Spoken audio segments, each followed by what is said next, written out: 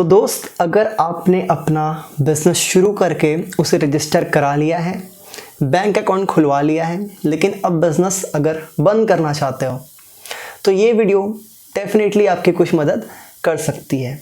लेकिन अगर आपने अपना बिज़नेस प्राइवेट लिमिटेड, एलएलपी या फिर वन पर्सन कंपनी के अंडर रजिस्टर किया हुआ था तो इस वीडियो को आप शायद बंद कर सकते हैं, क्योंकि इनका मुझे कोई फर्स्ट हैंड एक्सपीरियंस नहीं है। इस वीडियो पे जिसकी बात मैं करूँगा वो है एक पार्टनरशिप फर्म को बंद करने का, क्योंकि उसी का मुझे एक्सपीरियंस है। एंड आपको सबसे पहले जो चीज़ कर लेनी है किसी भी स्टेप को फॉलो करने से पहले, वो है कि आप एक प्लास्टिक के फोल्डर या फाइल में अपने सभी ऑफिशियल डॉक्यूमेंट्स को और उनकी 3-3 फोटोकॉपीज़ आप रख लें। ऑफिशियल डॉक्यूमेंट्स मतलब क्या? आपकी कंपनी की फॉर्मेशन डीड एंड आपके कंपनी की पैन कार्ड के copy and original pan card, partners के आधार पैन, जितने भी डॉक्यूमेंट्स आपके कंपनी से रिलेटेड होंगे आप एक फोल्डर में रख लीजिए। उनके 3-3 सेट फोटोकॉपीज़ रखिए। पार्टनर्स के 3-3, 4-4 पासपोर्ट फ़ोटोज़ रख लीजिए।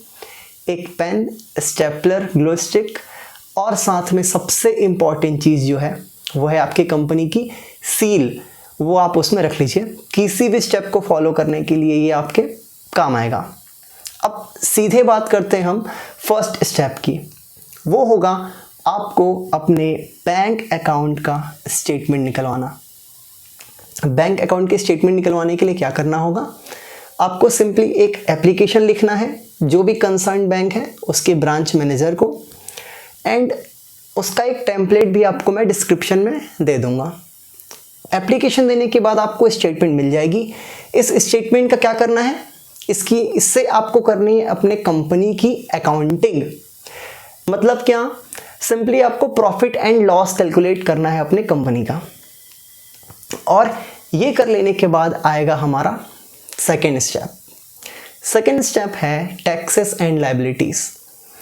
आपने जो भी कैलकुलेशन की है, अपना बैलेंस शीट बनाया है प्रॉफिट एंड लॉस स्टेटमेंट का, उसे आपको लेकर जाना है अपने सीए के पास। अगर आपका कोई पर्सनल सीए नहीं है तो आप किसी सीए को ढूंढिए अपने शहर में। ज़रूरी नहीं है कि वो कोई एक हाई बजट सीए ही हो, कोई भी सीए जो ऐसे सस्ते में आपका काम कर दे उसे ढूंढिए।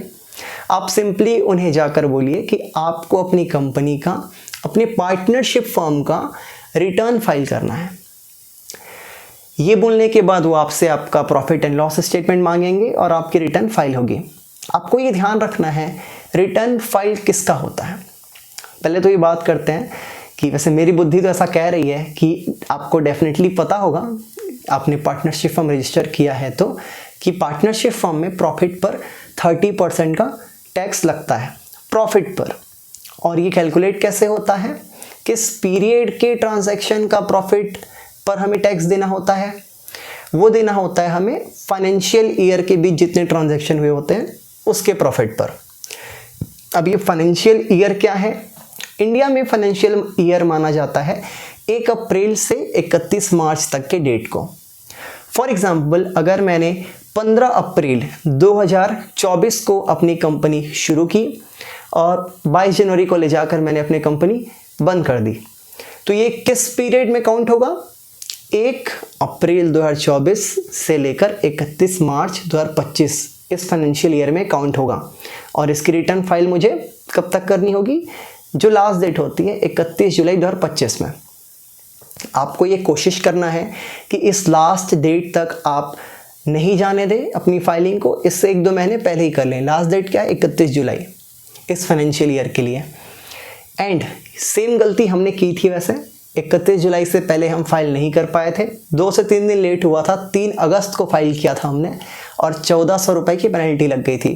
कुछ 70 रुपये का टैक्स आया हुआ था और 1400 की पेनल्टी लग गई थी। तो ठीक, टॉपिक पर वापस आते हैं। आपको अपने सीए के पास जाना है, अपनी इनकम टैक्स रिटर्न फाइल कर देनी है पार्टनरशिप फर्म की। और एक चीज़ आपको करना है, ये रिटर्न फाइल करने के बाद जो एक्नॉलेजमेंट कॉपी होती है उसका एक प्रिंट आपको अपने सीए से मांग लेना है। साथ ही साथ ये जो फाइल होता है ना, इनकम टैक्स रिटर्न, ये ई फाइलिंग पोर्टल पे फाइल होता है। उस पर आपको एक आईडी और पासवर्ड आपका जनरेट होगा जो उन्होंने क्रिएट किया होगा, उसे आपको ले लेना है। ये आपके काम आएगा। अच्छा, फीस की बात कर लेते हैं। सीए कितनी फीस ले सकता है आपकी रिटर्न फाइलिंग की? हमसे तो ऐसे 500 रुपये लिए थे, आपसे कितने लें ये डिपेंड करता है, आपके सीए के पास जा रहे हैं। अब इसके बाद जो नेक्स्ट स्टेप आएगा, आपकी लायबिलिटीज़ पूरी तरीके से क्लियर कर देने के बाद आपका बैंक अकाउंट क्लोज करना। इसके लिए क्या करना होगा, आपको एक एप्लीकेशन लिखना होगा अपने ब्रांच मैनेजर को, जो भी कंसर्न बैंक है उसका, और उस एप्लीकेशन को ले जाकर बैंक में देना होगा। इस एप्लीकेशन का भी एक टेम्पलेट मैं आपको डिस्क्रिप्शन में दे दूंगा। एप्लीकेशन के साथ साथ आपको एक और चीज़ देनी होगी, वो है आपके एक्स के दिए हुए सभी गिफ्ट्स। वो वाली एक्स नहीं, इस एक्स बैंक के जिसे आप बंद करने जा रहे हो, वो गिफ्ट्स क्या क्या थे? ATM card, cheque book, passbook और कोई भी चीज़ अगर आपको वेलकम किट के साथ मिली हुई थी, आपको उसे पूरी तरीके से लौटाना है। साथ में आपको एक रिटर्न गिफ्ट भी मिलेगा बैंक के साइड से। और रिटर्न गिफ्ट क्या होगा? कोई गिफ्ट नहीं होगा, एक बैंक अकाउंट क्लोजिंग फॉर्म होगी। उस फॉर्म को आपको ईमानदारी से भरना है, जहाँ भी सिल साइन चाहिए पूरी तरीके से करना है, फोटोस अटैच करने हैं, सभी चीज़ अच्छे से करने के बाद आपको उसे बैंक में सबमिट कर देना है। ये करने के बाद आपका अकाउंट क्लोज हो जाएगा। अच्छा, अकाउंट क्लोज करने के बाद एक काम हमें और करना है, वो है फिर से हमें अकाउंट का स्टेटमेंट मांगना है। इस बार हम ये क्यों कर रहे हैं? क्योंकि इस स्टेटमेंट में एक इम्पॉर्टेंट चीज़ होगी, वो है अकाउंट का स्टेटस, जिसमें लिखा होगा क्लोज्ड। अब जब आप मांगेंगे तो, और ये हमें चाहिए इनकम टैक्स डिपार्टमेंट को दिखाने के लिए कि हमने बैंक अकाउंट भी क्लोज कर दिया है बिजनेस को क्लोज करने के साथ। तो इस 3 स्टेप को कंप्लीट करने के बाद एक बहुत ही इंपॉर्टेंट स्टेप आएगा चौथा, जो है डिसोल्यूशन। क्या का डिसोल्यूशन? आपके पार्टनरशिप फर्म का। अब पार्टनरशिप फर्म को डिसॉल्व करने के लिए आपको क्या करना होगा? एक कॉन्ट्रैक्ट बनाना होगा, एक डीड बनानी होगी, जैसे कि आपने फॉर्मेशन में बनाया था। अब ये डिसोल्यूशन डीड क्या होती है? कुछ नहीं, बेसिक सी चीज़ें होती हैं इसमें कि ये बिज़नेस हम अब बंद कर रहे हैं, पूरी तरीके से इसकी लायबिलिटीज़ डेट सब हम क्लियर कर चुके हैं, सभी पार्टनर्स एग्री हैं इस बिज़नेस को क्लोज करने के लिए, और कोई भी पार्टनर सेम नाम का सिमिलर नेचर का बिज़नेस आगे नहीं करेगा। आप किसी सीए की भी हेल्प ले सकते हैं, और हमने जो टेम्पलेट यूज़ किया था अपनी डिसोल्यूशन डेट बनाने के लिए, वो भी हम डिस्क्रिप्शन में अटैच कर देंगे। ये बना लेने के बाद आपको 10 रुपये के स्टाम्प पेपर में इसे ले जाकर नोटराइज्ड करा देना है, और यहाँ पे आपका पार्टनरशिप फर्म खल्लास, बंद पूरी तरीके से। ये कर लेने के बाद अब बारी आती है सरेंडर की। सरेंडर अपने पैन कार्ड और टैन कार्ड की। तो ठीक है, आपको अगर आपने बैंक अकाउंट खुलवाया था कंपनी के नाम में, तो आपने डेफिनेटली कंपनी का पैन कार्ड लिया होगा, उसे भी हमें सरेंडर करना पड़ेगा। कहाँ सरेंडर करना पड़ेगा? थाने में नहीं, इनकम टैक्स डिपार्टमेंट में। इसके लिए आपको क्या करना होगा? सबसे पहले तो एक एप्लीकेशन लिखना पड़ेगा इनकम टैक्स ऑफिसर को, आपके शहर के इनकम टैक्स डिपार्टमेंट के। उस एप्लीकेशन के साथ आपको कुछ चीज़ें अटैच करनी होंगी। वो चीज़ें क्या क्या होंगी? आपकी कंपनी की डिसोल्यूशन डीड की ओरिजिनल कॉपी, फोटोकॉपी नहीं, ओरिजिनल कॉपी। इसलिए मैं कह रहा हूँ कि जो भी ओरिजिनल कॉपीज आपकी हैं, आप पहले ही जितने बैंक अकाउंट स्टेटमेंट सभी चीज़, उनकी एटलीस्ट 3-3, 4-4 फोटोकॉपीज अपने पास पहले ही रख लें। तो वापस आते हैं हम पैन कार्ड सरेंडर के लिए। जो एप्लीकेशन देंगे उसमें आपको अटैच करना है डिसोल्यूशन डीड की ओरिजिनल कॉपी, कंपनी के पैन कार्ड की कॉपी, आपके मतलब जो भी पार्टनर्स थे, जो भी डेजिग्नेटेड पार्टनर्स थे, उनका आधार और पैन, साथ ही जो फिजिकल पैन कार्ड है वो भी आपको उन्हें देना होगा। इसमें एक चीज़ और आपको अटैच करनी होगी, जो कि है एक्नॉलेजमेंट कॉपी, जो आपको सीए के द्वारा मिली थी ना कि सभी रिटर्न आपके फाइल हो गए हैं, वो एक्नॉलेजमेंट कॉपी भी आपको इसमें अटैच करनी है। एंड 2 और चीज़ें आपको अटैच करनी है जो कि बहुत ज़्यादा इम्पॉर्टेंट हैं। वो है पहला, आपका बैंक स्टेटमेंट, कौन सा वाला? जो आपने अकाउंट क्लोज कराने के बाद लिया था, उस स्टेटमेंट की कॉपी, और आपके फॉर्मेशन डीड की भी एक कॉपी आप इसमें अटैच कर दें। ये कर लेने के बाद आपको हर एक पेज पर जितने भी पार्टनर्स हैं उनकी साइन करनी है। साइन कैसे करनी है? पहले सील लगाना है, उसके ऊपर ही साइन होगा। 2 पार्टनर है, 2 सील लगेंगे, दोनों के ऊपर साइन होगी। ऐसा आपको हर पेज पर करना है। ये कर लेने के बाद आपको जाना है इनकम टैक्स ऑफिस और वहाँ ले जाकर इसे सबमिट कर देना है। ये करने के पहले एक काम आपको और कर लेना है। जो ये सेट आप बनाएंगे ना सभी डॉक्यूमेंट्स का, इसका एक आप डुप्लीकेट सेट बना लें कॉपी करके, क्योंकि इस पर ही आपको वो पावती देंगे। तो ये आप लेकर जाएं और पहले तो जो ओरिजिनल सेट है उनको दें, साथ ही जब पावती देने की बारी आएगी तो आपसे वो मांगेंगे ओसी, ऐसा कुछ वो बोलेंगे, ऑफिस कॉपी, ओरिजिनल कॉपी, ऐसा ओनर कॉपी, ऐसा कुछ करके आपको इस डुप्लीकेट सेट को देना है। इस पर आपको वो पावती मिल जाएगी। आप चाहें तो 2-3 महीने बाद जाकर इंक्वायर भी कर सकते हैं कि आपका काम हुआ है कि नहीं। जब भी जाएं इस पावती को साथ लेकर जाएं।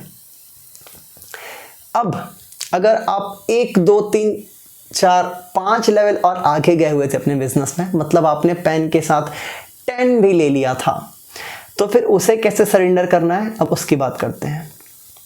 वैसे हमने 10 क्यों लिया था? एक्चुअली हमको OTPs एंड प्रमोशनल मैसेजेस भेजने थे टेक्स्ट मैसेज के थ्रू। उसके लिए एक DLT रजिस्ट्रेशन करना पड़ता है टेलीकॉम डिपार्टमेंट में, उसके लिए GST या फिर 10 चाहिए होता है, तो हमने 10 उस वजह से ले लिया था। अब आते हैं 10 सरेंडर करने के लिए क्या करें।